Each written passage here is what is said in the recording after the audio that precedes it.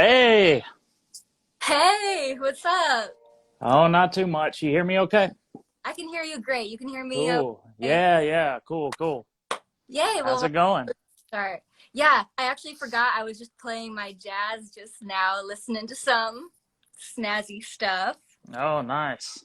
Yeah, you like jazz, right? You're kind of my place. We're gonna talk about that. Yeah, yeah, yeah. Not as much as you might think based on yeah, people see my posts and think like I get a lot of my uh chord ideas from jazz and stuff and not really. I actually don't play jazz at all. Um yeah, so Yeah, it I just figured you're like a versatile guy. You have a lot of stuff under your sleeve. So we're definitely gonna get to that while people are tuning in. So cool, cool. of your guitar videos, you post or you feature images of the chord progressions and the licks that you're playing, which is awesome. So, how is visualization an important aspect of teaching when it comes to guitar?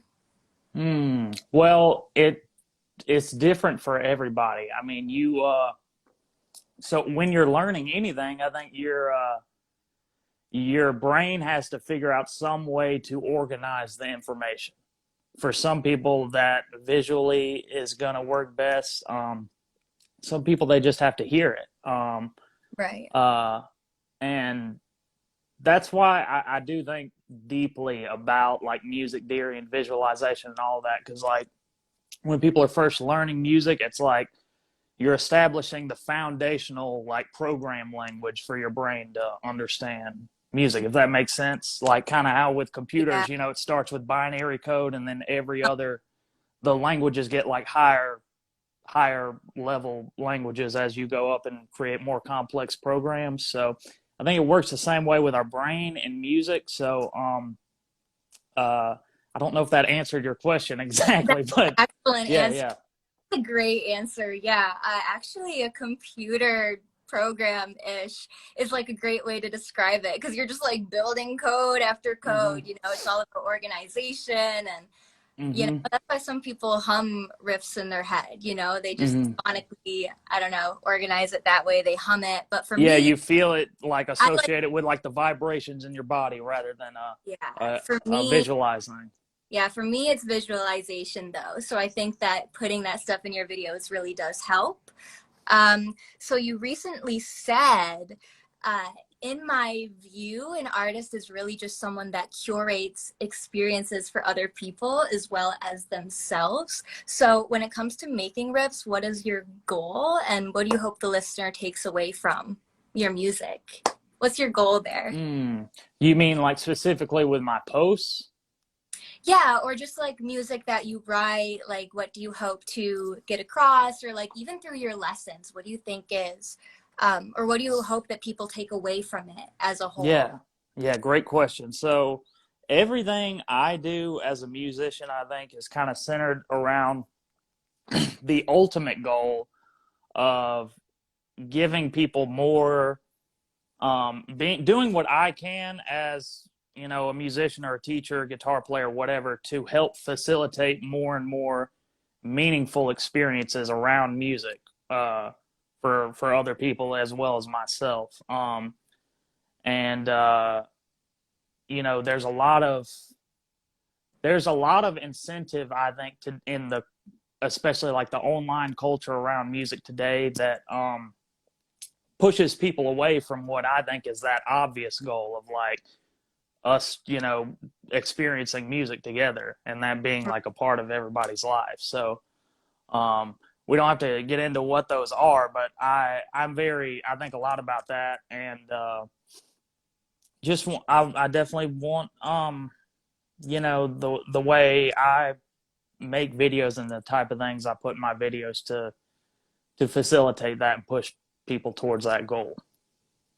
Yeah, that's awesome because I feel like this has been mentioned in some previous interviews that some people, there's no right and there's no wrong when it comes to practicing, but some people focus Mm-hmm. like solely on technique and stuff like Mm-hmm. that, which is great. But to be able to take something away from it, I think that's even greater, to put Yeah. behind what you're doing. So that was a great answer. Yeah, and if I may add on to what you're saying, like whether it's technique or theory or whatever it is you're practicing, I mean, all those things are just gateways for you to be more actualized as a person and an artist in the world, and for it to and ultimately that should push you more towards, out of your bedroom and what you're doing as an artist to be a part of other people's lives and not just be a thing you do by yourself. Yeah, dude, like to be inspired to maybe go out to a jam or something and pick up other stuff from other artists, because you're always going to learn. And I even forget who said this, but it might have been, I don't want to say it's Bumblefoot, but I don't know. Anyways, a good quote that I remember is, even players that are beginners, you can still pick up stuff from them, even if you're a senior player, because, you can just draw inspiration from anything if it makes you feel something. So that's the cool thing about music. So let's get a little technical, if there's any guitar geeks in our audience here. Between Dorian, Ionian, Lydian, and more, what is your favorite mode to play in? Like, I got to hear about it. No, I've always liked the sound of Lydian, just because I grew up listening to a lot of Steve Vai, Joe Satriani, Dream Theater. And that's just I feel like that type of, sharp four sound is very, it's got that alien vibe to it, I guess, which can also be, it can fit a lot of different types of emotions and vibes depending on, where you go with the song and the melody and whatnot. But, I think it's very prevalent in a lot of those genres I grew up listening to. So I guess I would say Lydian if I have to pick one. Yay! If there's any other Lydian fans out there, put your hands up. Yeah. But what's your opinion about Phrygian? Do you use Phrygian a lot and stuff like that? I'm trying to get into that a little bit more. Yeah, Break the box a little bit. I also will say I don't really think in those modes while I'm playing necessarily. I'm more so concentrated on, like, okay, wherever we're at in each moment, like, what is the sort of what note is kind of the center, the tonal center in each given moment, and then where is that, like, headed towards, I guess, if that makes sense. Yeah. So but I mean, the Phrygian has, the flat 2, which is it's still like something it's a note that I don't know where to place all the time. Like I remember watching like a video a long time ago of George Benson, like talking about blues and how, like, you can pretty much use any note in blues, like, because there's a way to, like, make it make sense. And he specifically talked about the flat 2 and, like, kind of, I that's like tattooed in my brain, but I still don't, like, know how he made it sound good. But I mean, they're all like any little. I'm starting to get more comfortable with using some of those more outside notes, though, because there is a way. Very cool. Yeah, I mean, there's always something else to explore. Yeah. 100%. So speaking of that fancy stuff, you do use a lot of fancy and intricate chord shapes. That's one of the things that you're especially known for. And I got to pick up a few of them. I'm going to save a few in my Instagram. Cool. So what are a few of your favorites? Like, what would you recommend from your page? Like, what is a chord that makes you go, dang, this chord is dazzling right now? Yeah. Well, one thing I like to do that I kind of stumbled upon myself, and I can tell you kind of how I started doing it, but it's a dominant chord shape that I like to use. It's like a dominant 11th, to where it has, like, root, flat 7th, 3rd, and just the regular 4th in there. But it's basically like so if you take, like, say an F sharp major bar chord, and then lift up the bar and then have the open and B and E string, right? Yeah. You know what I'm talking about? That's like a very popular chord, and like Alex Lifeson or like John Petrucci would use, right? and a bunch of other like Yeah. genres really too. But I always liked that sound. And I thought to myself, like, let me make this into like a shape that's movable across the fretboard. So basically, kind of what I did is like so take off like the note from the A string, that the fifth, and then the root that's on the D string, bring it down 2 frets to the flat seven, and then basically, so I do like root with my middle finger, flat seven with my ring finger, and then third with my pinky on the G string, and then I bar the fourth and the flat seven on the B and E strings with my first finger. Mm-hmm. And does that make sense? So then I can like move that shape Move that around and all get around. that same sort of like sound from that F sharp 11 chord that I like. So that's one that, Yeah. and I just never I'm sure other people have done that before, but I just never like, I found it kind of on my own. Like I didn't see somebody do it. So that's just something and No, it's cool like to throw it in different situations, like even on a blues or something, because it's a really like wild sound. But it can be cool.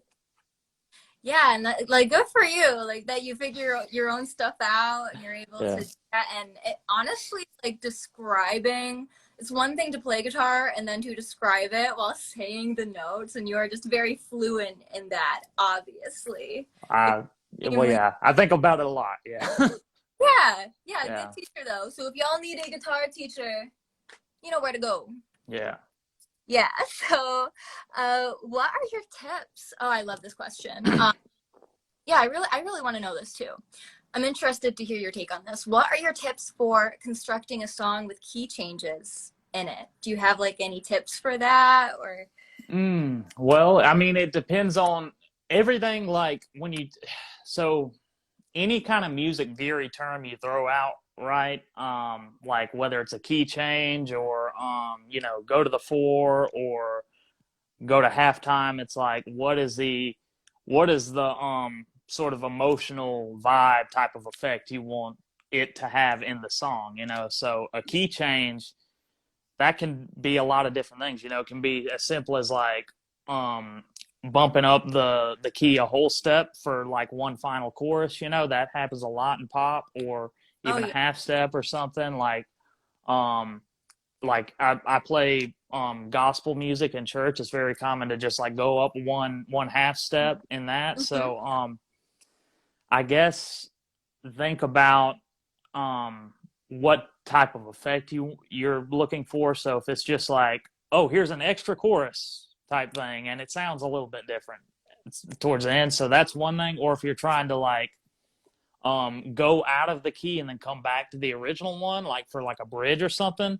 Yeah, it's important to consider like how, maybe just how out there you want the key change to sound. So there's certain keys you can go to that are a little bit more subtle, to where like the average person wouldn't be like, oh, it sounds different now.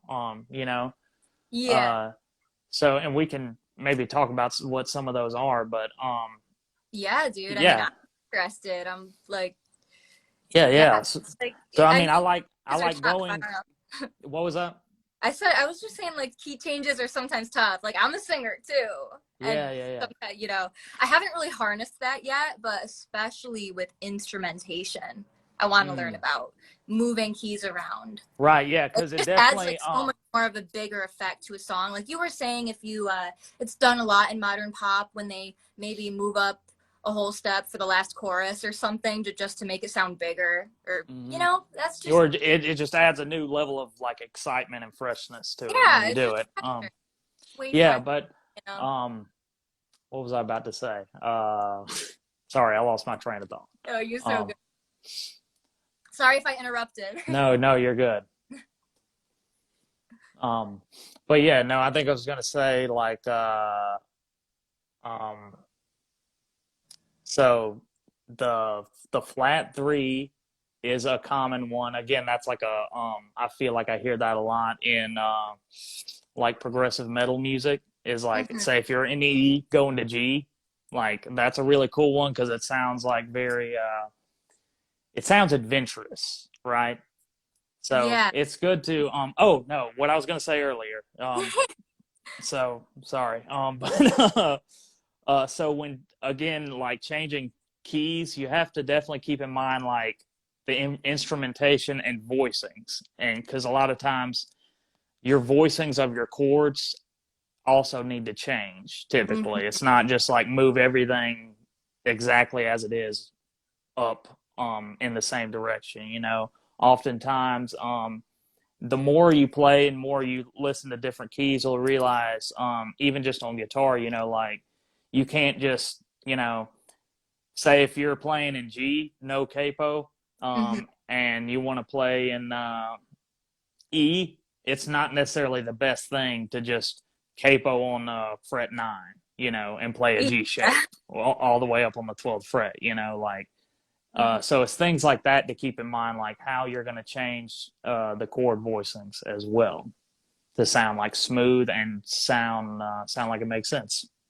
That's good advice. That's really good Mm-hmm. advice. Sometimes it's like the subtle things that just need to change. Like some like strumming even maybe just to like change that a little bit. Mm-hmm. Mm-hmm. But sometimes it's the subtle things. Oh, Yeah, I and do. also, sorry, I Oh was no, gonna just say continue. one more time.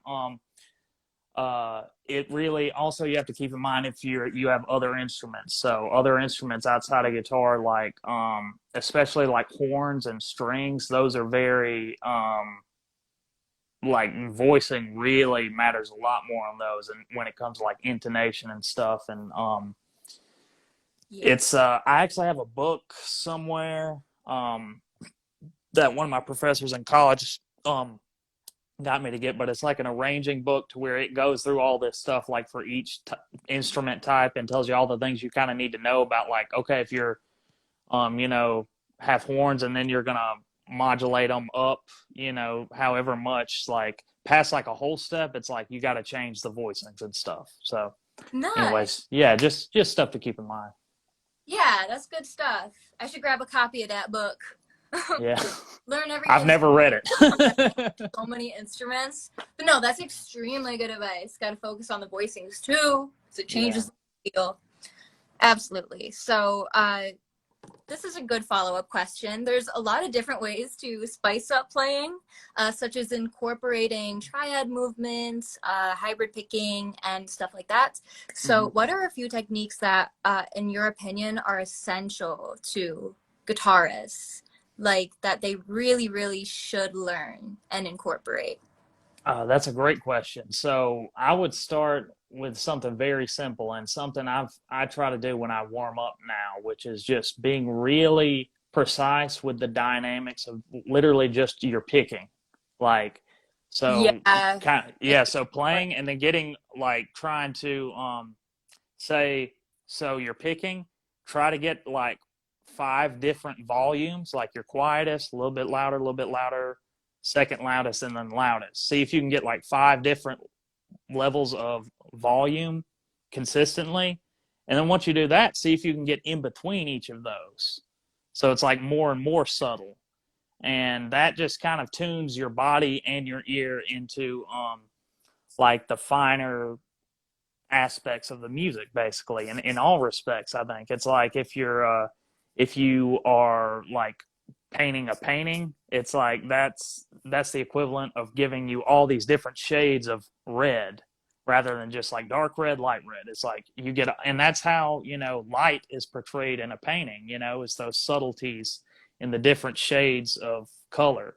And it's the same way with music. I think just controlling your picking and being really in tune with the dynamics of your picking does that with guitar playing. I totally agree. That's actually like something that I kind of sort of do, like maybe simpler, but I just do like the pentatonic scale. But I watch the dynamics as I go up and down. Like I'll start Mm-hmm. quiet with like lighter pressure, but I try to keep my picking hand really controlled. So like so I don't pick harder when it's louder or whatever. You get what I'm saying? Yeah, yeah, exactly. Yeah, I think Yeah, that's one of my favorite ways to warm up. Yeah. yeah, gotta focus on that for sure. So what pedals in DAW do you currently use? Like, what's your Okay. favorite DAW at the moment? So DAW, I've only ever really, as far as seriously used, is just Logic. Um, and And I'm then, sure that's true for most of us, because it's the cheapest and one of the most user friendly ones, I think. Or but maybe not the yeah, cheapest. I think there's free ones out there, right? But like, Reaper I I mean, think has a free thing. Reaper yeah, does. yeah, yeah. That's like for hip Okay, yeah, mostly. I'm yeah, not yeah, yeah. great on a Reaper at all. Um, yeah, so Logic, and then as far as like my rig, all I'm using is a Headrush MX5 right now. So I recently got that last year. Before I was just for the longest time I was gigging just with a Vox AC30, no pedals or anything, just going straight into it. I had some pedals, but like I got like a really nice compressor. I don't remember which one it is, but a really nice compressor pedal that sounded really good. But ultimately, I realized I just never felt right playing live with compression. Obviously, you want to use it in the studio when you're mixing, but like live, it just always felt wrong. Like again, going back to what I was saying about the dynamics of picking, it's like I couldn't get all those different fine gradients Right. in the dynamics that I want when there's compression. So the MX5 is just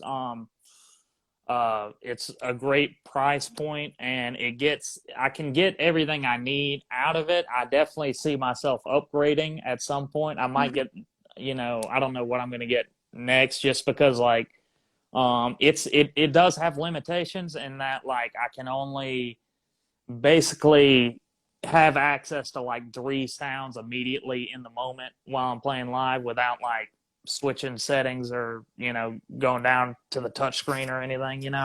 And so that's definitely limiting. But as far as the general quality of it, and especially like if you're in the studio, like it's super solid. It's super solid. Like it has a great the best noise gate I've played with on it. Like that No. just goes right in, and there's really no noise. It's super clean. So it is a good unit. And I also got the Headrush monitor.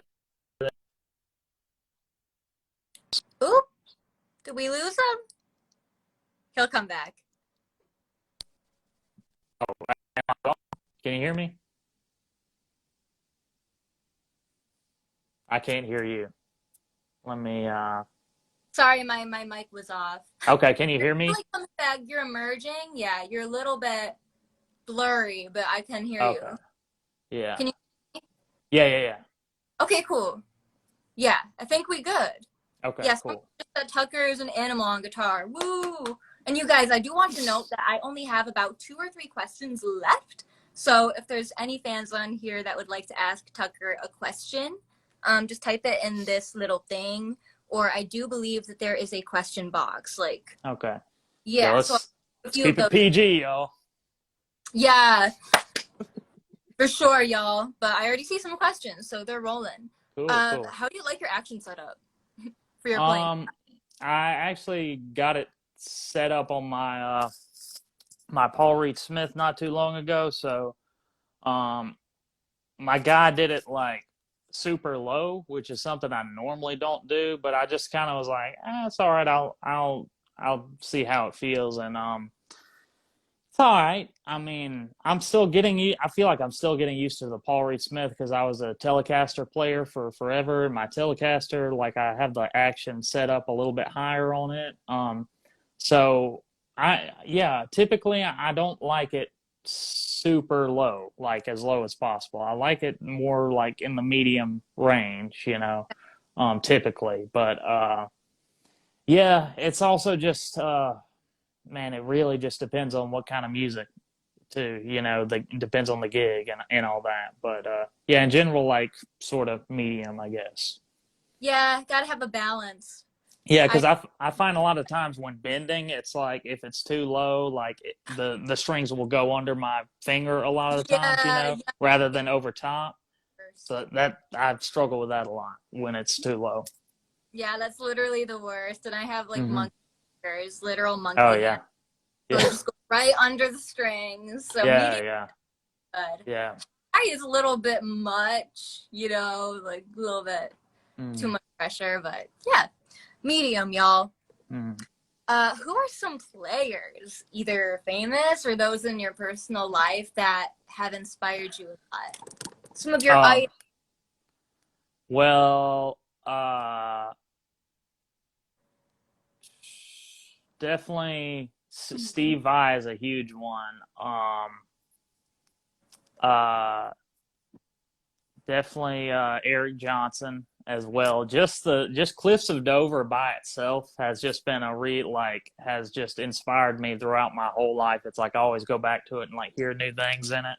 Nice. But as far as like, Yeah. I feel like Cliffs of Dover just as a song in general has just been tremendously influential on just how the types of like guitar tones I like and the types of articulations I like to do and just the general vibe with which I try to approach like playing a guitar solo, I think, if that makes sense. So Yeah. Eric Johnson is a huge one. But even like I'm also hugely influenced by like classical guitar. Because I studied Rock on. classical guitar while I was in college, and so guys like John Williams, Julian Bream, Leo Brower, guys like that are also hugely influential on me. Andy McKee, definitely.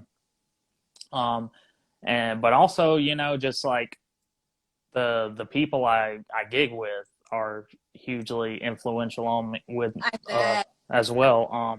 Who?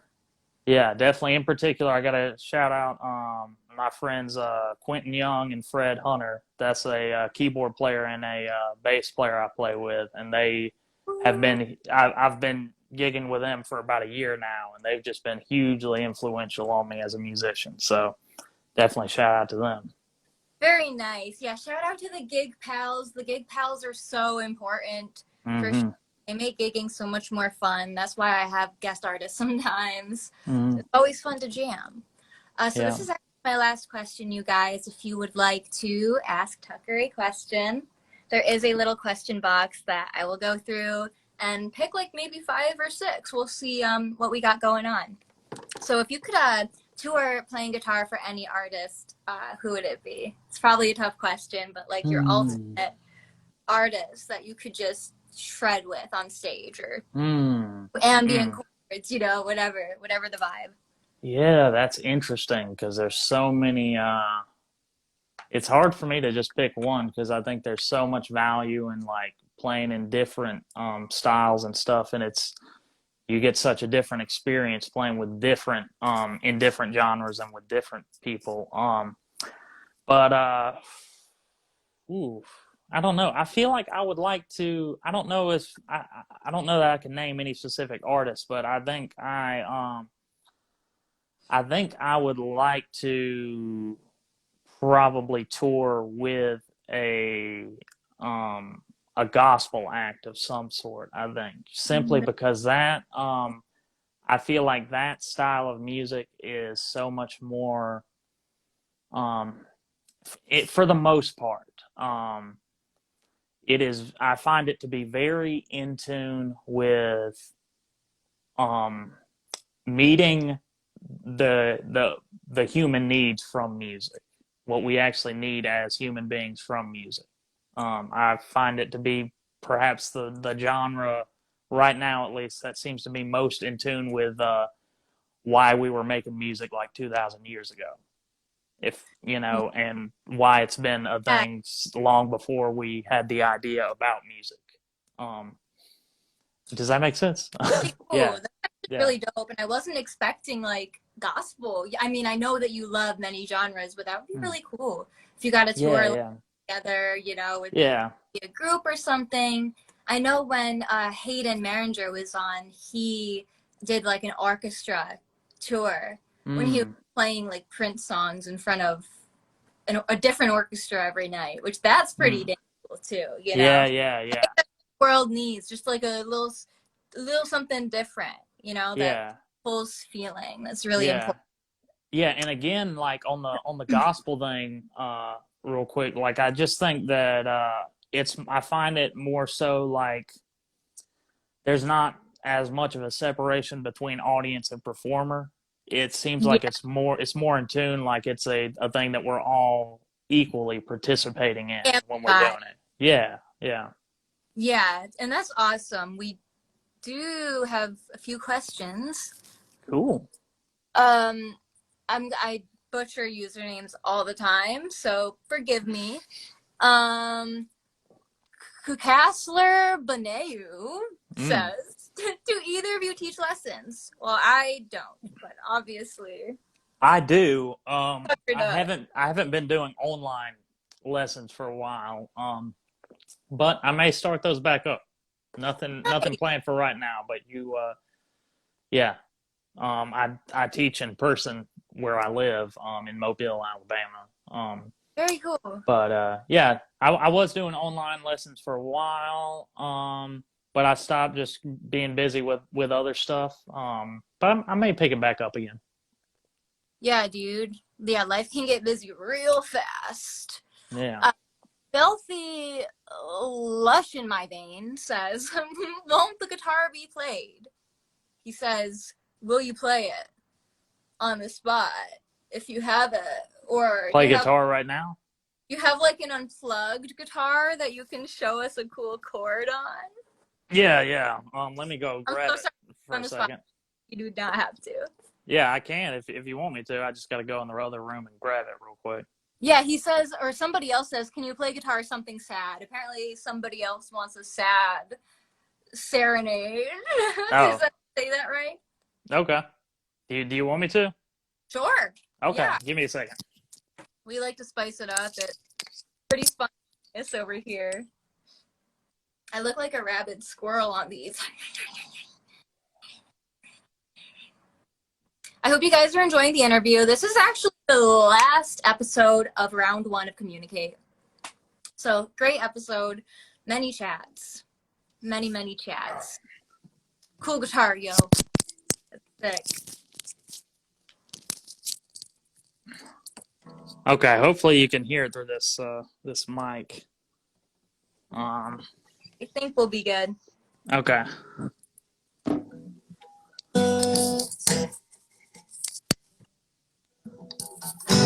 So let me show you the chord I was talking about earlier, which is like this.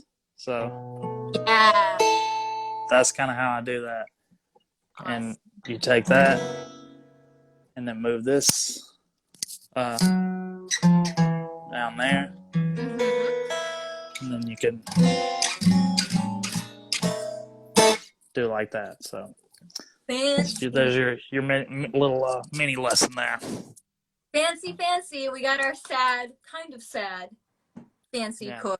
Somebody dropped you some flames, and I don't Cool.